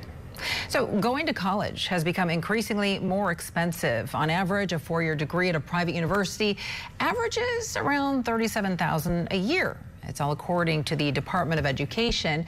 Now, one way students would try to avoid these high costs would be to attend a community college first and then get credits for a core class and then transfer to university later. But students have been finding more and more that the transfer process has become more difficult. One of the biggest obstacles is that universities aren't accepting credits to classes taken at the lower level. That forces a student to retake them, which then actually means it takes longer for someone to graduate. And then in the end, it might even cost them more money. Jessie Ryan is the Executive Vice President at the Campaign for College Opportunity. She joins us now live. Jessie, thank you so much for your time. Thanks for having me. So, taking everything I just said into account, is it even effective anymore for a student to first attend a community college before trying to transfer to university? Well, community colleges are the gateway to opportunity for the majority of students. I actually was a proud community college transfer student, but there's no way around it. We have to do more to simplify the transfer path. What we're finding is that it's taking students too long, and unfortunately, their hard work and time isn't necessarily leading to a timely degree. Tell us about the review process in this instance. Why would a university not accept courses that they too offer? I mean, what is the review process like? How does a student determine what credits might be accepted at the next level once they try to transfer to university? Well, that's one of the problems. Quite often, students and their families are making decisions about what classes to take on their own without even sitting down with an advisor or a counselor. And so many community college students are attending more than one campus just to get the classes they need to transfer. And so what happens when a student is determining classes on their own and taking classes at multiple campuses is that it doesn't always align with the four-year university requirements. And on On the four-year university side, when a class is just different enough in terms of the learning outcomes, sometimes you'll see that those courses will be rejected. And that can be so dejecting for students who have done everything that they needed to get to transfer, and then are being told that their work didn't count. That's right. I had read that losing course credits is definitely a huge obstacle for students who want to finish their degrees, to transfer to university and get their degree. What other obstacles are students facing right now when they attempt to come from a community college and transfer to university? Well, so often, as I shared, community colleges are open access. They are the primary point to the college dream for students who are low income, maybe first in their family to go to college. And so they might be struggling with affordability issues. They might be struggling with meeting their basic needs. They also are struggling with understanding a very complicated system that has been built largely to meet the needs of the system and educators, and haven't necessarily been designed with the student experience in mind. And so you layer on top that affordability challenge, you layer on top of trying to navigate a very convoluted system with the idea that four-year universities aren't necessarily doing everything they can to simplify the path, and it can be very difficult for a student to reach their college destination. Well, let's take a closer look at that. What should colleges and universities be doing right now to help students transfer? Well, I'm so glad you asked that, because I think the first thing that every four-year university should be doing is asking, are they designing their transfer admission process with the student in mind? And part of that means making sure that students have a clear roadmap to transfer at the front end of their educational journey. Every community college student should know day one, when they set foot on a community college campus, what classes they need to take to transfer, and they should know that they have a transfer admissions guarantee once they've completed that coursework. We've seen that some states have done a phenomenal job in creating transfer admission guarantees, associate degrees for transfer that will seamlessly onboard them to a four-year university after they've completed their community college work. We need to ensure that no matter where a student goes to a community college, irrespective of their zip code, they have an equal chance of accessing a transfer admissions guarantee and ensuring that all of their classes count, that they can enter a four-year campus and be given junior status so that they can continue to the baccalaureate degree in a timely manner. And we are talking about higher education that is being sought in a community or maybe at a state school or a state university. Are the states getting involved at all? I mean, is there any legislation around this to ensure that the process is made a lot easier for students who want to seek a higher education? Great question. Actually, our organization, the Campaign for College Opportunity, saw that a piecemeal approach to improving the system, campus to campus, was not enough. We had millions of students in California struggling to navigate the path on their own. And so over the course of more than a decade, California has been very proactive with the Campaign for College Opportunity in introducing legislation to strengthen and simplify the transfer process from community colleges. Last year, we were successful in getting into place a common course numbering system for all community colleges, so that if a student takes Math 100 at one campus, they know that that will count at another campus. We also were very successful in creating an associate degree for transfer that is 60 units to transfer with an admissions guarantee to the California State University system. And we have had more than 500,000 students receive those degrees. We have to be much more intentional in making sure that those types of policies are scaled in every state across the country. Yeah, it is just so heartbreaking when you spend so much time completing a course only to find out that it's not going to transfer to the university that you're applying for. Jessie Ryan from Campaign for College Opportunity. Jessie, thank you so much for your time today. We appreciate it. Thank you for your time as well. The struggle to recover in East Palestine, Ohio, nearly 3 months after a toxic train derailment.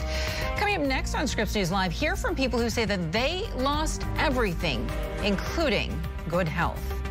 And the heartwarming reunion between an Army mother and her young daughter. We'll explain how a program is making the difference for this family and others. That's next.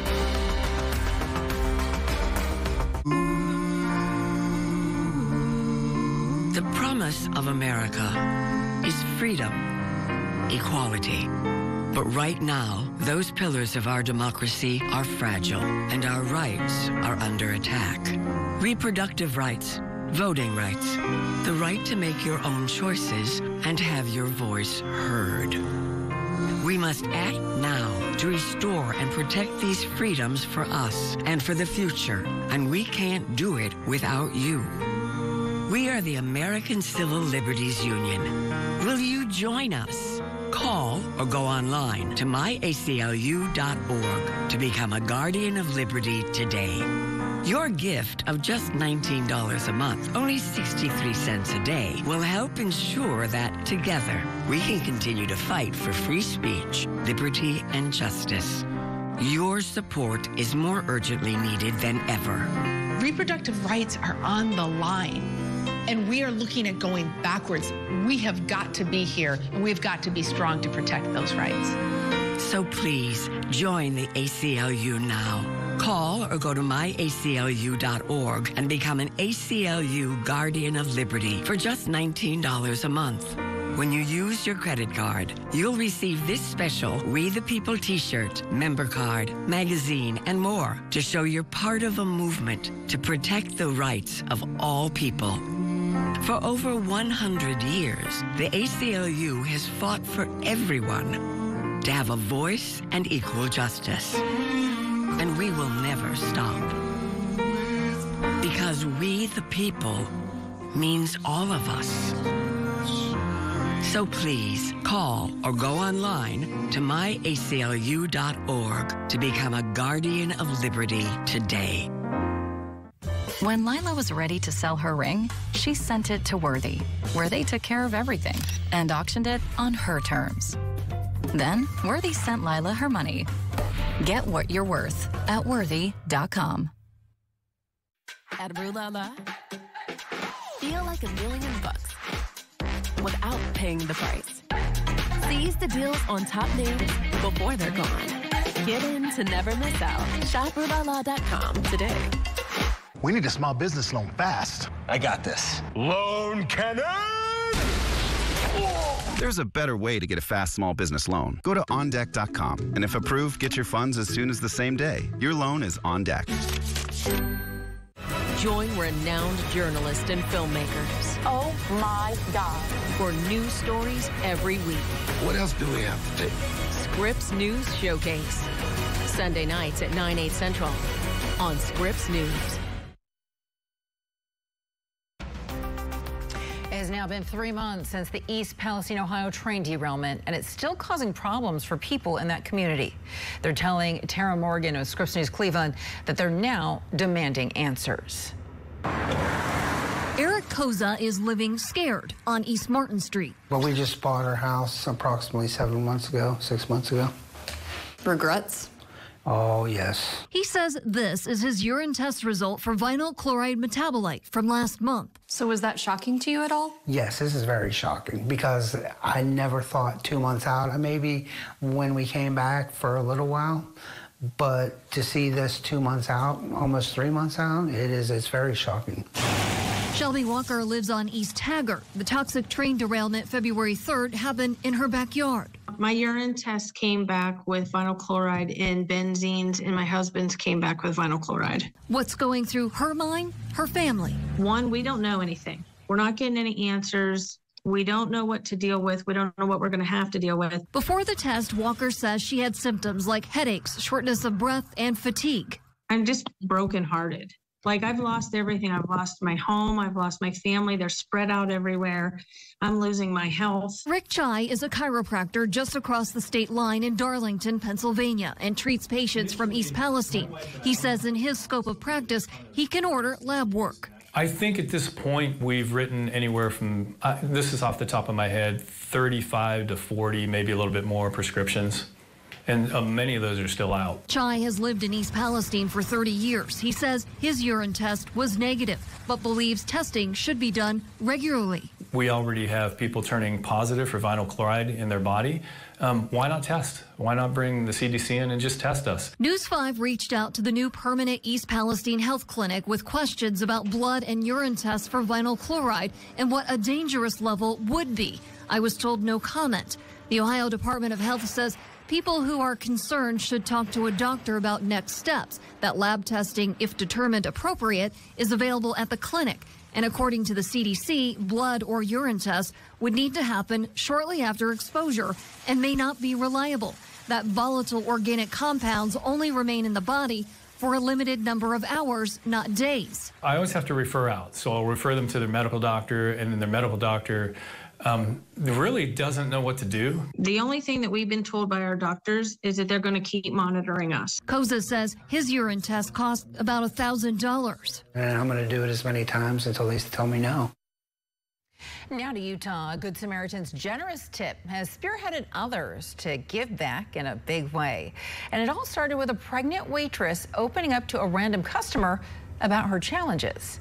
Emily Tenser with Scripps News Salt Lake City has the details. The sizzle of the grill, the clank of utensils, the sights, sounds, I like this place, and smells of Who Hot Mongolian Grill was the setting when Brianne Lindholm met her husband. He likes to be there and be able to provide, and I know that not being able to be here physically is hard. Brian is a United States Marine currently deployed at Okinawa, Japan. Brianne is pregnant with their first child, and while overseas, Brian's phone broke, creating a chasm in communication. I'm still really heartbroken about it. I just wish that he could be there, because you can't get back your first kid. There's no going back and having that experience again. Brianne moved home to Spanish Fork and came back to waitress here, and 2 Fridays ago, it was her first shift in years, and she met a customer and told him about her current situation. When I finally got back over there to go clean my tables and like pick up the check, I looked at it and I was just, I didn't know whether or not I wanted to cry. An $800 tip to buy her husband a new phone. I went home and I was in tears. like just the nicest, sweetest girl, so like definitely deserved. The restaurant's general manager says that customers are touched by Brianne's story. Since then, tips have even been higher for everyone on staff. They've been calling the restaurant. People have been kind of like leaving notes. Oh, hey, my husband was stationed there too, or like a guy that was stationed there. Brianne didn't get a name or a good look at the man who left the tip. She wants to thank him for his act of kindness. It meant a lot to both of us. Without it, we would still be waiting to get that phone and still be struggling to talk. I was amazed by the generosity. And that was Emily Tenser reporting there for us. Now to an emotional reunion in Kentucky. Our Army soldier and mom, Hannah Henning, planning to return home to her family just in time for Mother's Day weekend. But thanks to the Purple Star program, she was able to reconnect with her 4-year-old daughter even earlier than expected. I just figured it would be like a nice surprise for her to be like, oh, my mom's back. It was just overwhelming how much like support that not just me, but all military families have like within the schools. The Purple Star program works with schools all across the country. It provides resources to military kids dealing with social and emotional challenges. Great program indeed. There is much more coverage to come in your next hour of Scripps News Live, including details on the Biden administration's plan to deal with the surge of migrants expected at the U.S.-Mexico border when Title 42 comes to an end. Thank you so much for spending some time with us this afternoon. I'm Veronica De La Cruz. Lauren Magarino's up next. More top stories after a quick break. Don't go away.